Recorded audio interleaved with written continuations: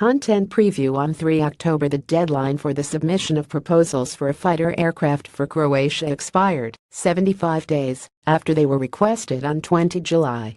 Evaluation of the proposals received is expected to take 2 months, looking at aircraft capabilities, the partnership with the proposing country, the price of the package offered, and related industrial cooperation.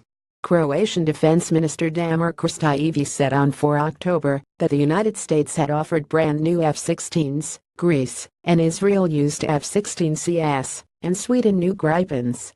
A technical study was completed in June, and a feasibility study on the whole deal is expected to be finished in mid-November. 106 of 361 words.